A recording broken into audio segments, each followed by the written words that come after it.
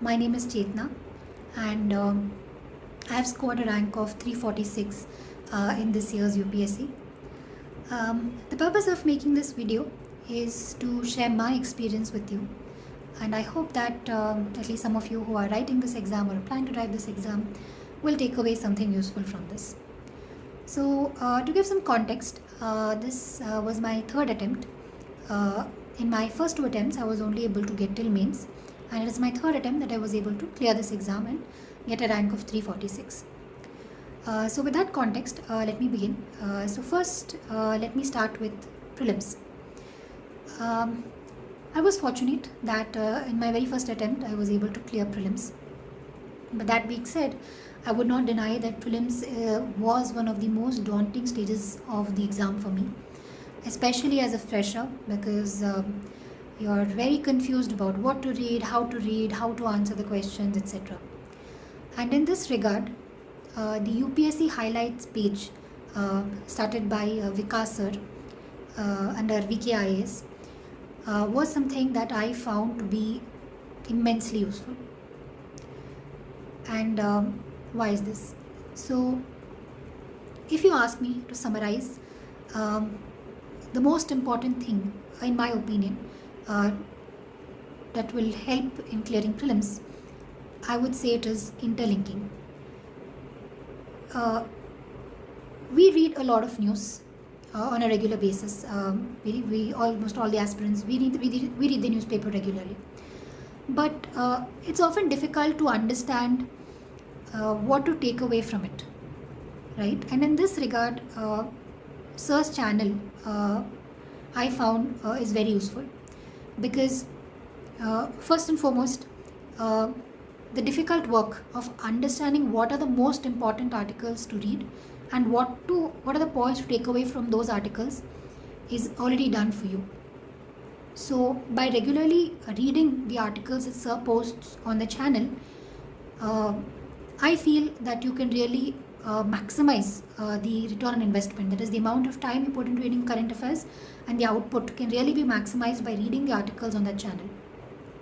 And one more advice here is that if you want to make the full use of that channel, I would suggest that you don't just read the article that Sir has posted, but also the comments and links that Sir provides under the article. So these are very useful for the interlinking that I spoke about. Let me give you an example. For example, there is an article that was posted about river water disputes. So I would suggest that you do not only go and read the article itself, but also under the article, Sir had posted links related to river water disputes and the tribunals, which is a polity-related aspect. There's another link related to rivers of India, the geographical aspect, and maybe another link related to climate change, which causes water scarcity and is the reason behind increasing water disputes. So if you can make these interconnections, if you can link current affairs with static portion, if you can make interlinkages between the different subjects like polity, history, geography, etc., not only can you remember these concepts better, but you will also find it a lot easier to answer the questions in prelims. So that is why I recommend to you that you read the articles that Sir posts on the channel regularly, and go and click on those links and look and read those articles, which will help you make those connections. The second thing I want to talk about for prelims is mock tests. So mock tests, in my opinion, are very, very important. But it is not just about how many mock tests you write, but also the quality matters. And here again, the mock tests that I took under Sir were ones that I found very useful, because I feel that there's a lot of thought which goes behind each question, and the quality of the mocks was really very good. And one more advice here is that it's not enough if you just write mock test, see your score and forget about it. Trust me, that's actually you're just wasting your time. What is more important is that once you give a mock test, you also need to spend some time in reading the explanations that Sir has provided in the key in detail. So read the explanations in detail, make a note of the important points there, and try to analyze where you have gone wrong. So this exercise trust me, will help you to improve your score in prelims. So the next stage that I want to talk about is mains, and it has been I've had my fair share of difficulties with mains. In the very first attempt, I missed out on clearing mains by 1 mark, and that was very agonizing for me. Um, however, I kept going, and in the second attempt, also I was unfortunately not able to clear mains. So this is the time I remember that I was feeling, especially going in a third attempt, I was feeling a bit low and quite confused on how and where I'm going wrong. And also one more issue here was the constraint that I faced, which is time. Because in my third attempt I was working and preparing as well, so time was a very big constraint for me. And often I would make a plan to study something for the day, but I could not because something else, some other work came in the middle.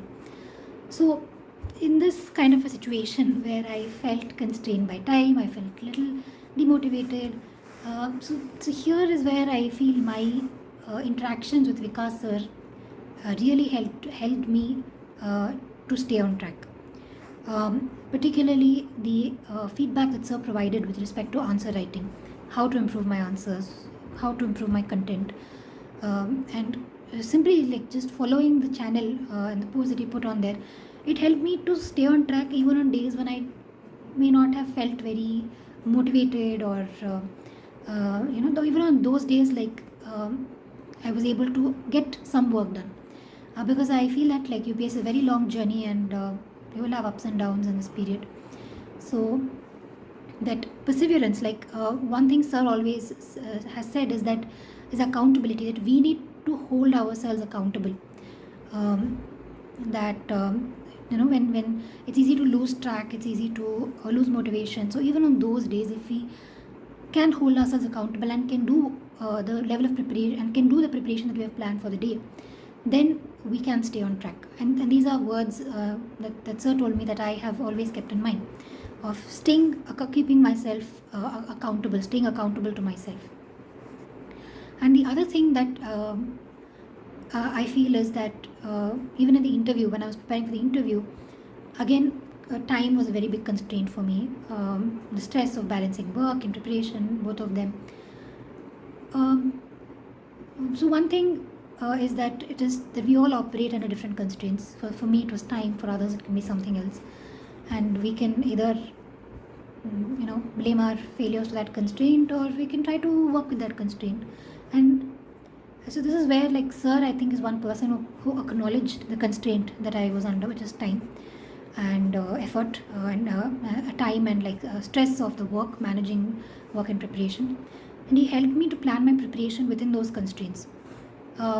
Particularly for interview, because I did not have a lot of time, I was not able to give a lot of mock interviews. I did give some, but I was not able to give a lot of mock interviews.